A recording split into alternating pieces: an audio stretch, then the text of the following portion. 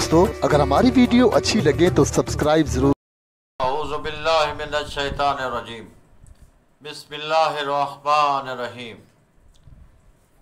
السلام علیکم سامعین کرام، آج کی اس مختصر ویڈیو میں ایک سلسلہ ہے نصیحتیں۔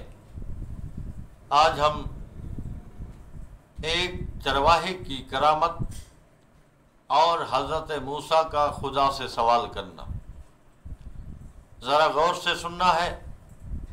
یقیناً خالق کائنات، کیونکہ معجزات صرف نبی یا امام کے پاس ہوتے ہیں اور کرامات جو ہیں وہ اس کے جو متقی لوگ ہیں ان کے پاس بھی ہوتی ہے۔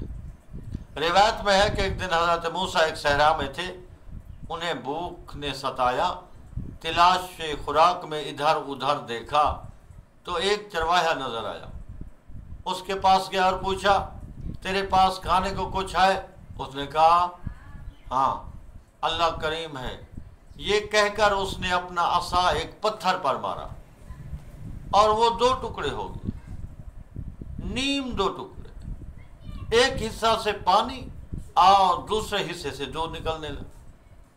جناب موسیٰ نے جب سیر ہو کر پی لیا تو رخ سوئے آسمان کر کے عرض کیا، بار الہ، مجھے اس کے کوئی ایسی چیز نظر نہیں آئی،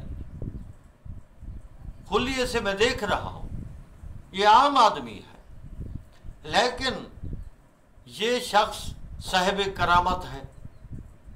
کیوں؟ میں خود مشاہدہ کر رہا ہوں، مشاہدہ غلط نہیں ہوتا، وہ صحیح ہوتا ہے۔ میں نے سنا تو نہیں ہے، دیکھا ہے۔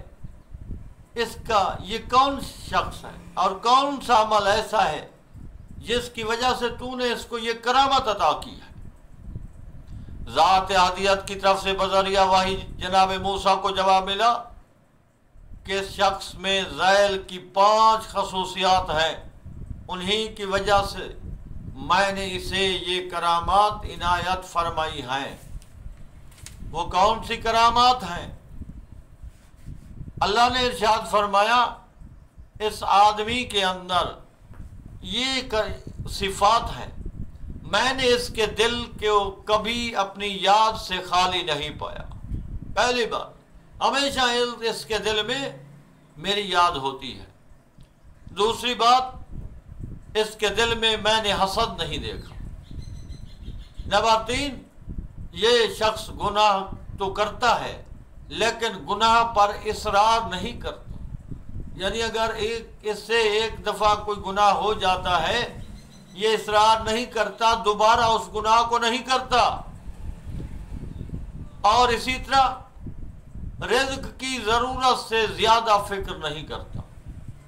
جو کچھ اسے عطا کیا جاتا ہے بس یہی کہتا ہے، خالق میں محتاج تیرا ہوں، رازق تو ہے، مجھے زیادہ نہیں، جتنی ضرورت ہے وہ تو دیتا رہتا ہے، میں زیادہ فکر نہیں کرتا۔ 5ویں بات، اس کا دل ہر حال میں مجھ سے خائف رہتا ہے، اس کے دل میں میرا خوف ہے۔ یہ 5 ایسے صفات ہیں جن کی وجہ سے میں نے اسے یہ کرامت عطا کی ہے۔ تو لہذا صاحبان، سامعین کرام، یہ ضروری ہے کہ ہم یہ جو بتائے گئے ہیں واقعات، کہ اگر ایک چرواہا اپنے ان صفات سے صاحب کرامت بن سکتا ہے، اللہ اس پر اتنا راضی ہوتا ہے، اور ہم بھی اپنے اندر یہ صفات اپنائیں تاکہ ہمارا خدا ہم پر راضی ہو۔ آمین ثم آمین۔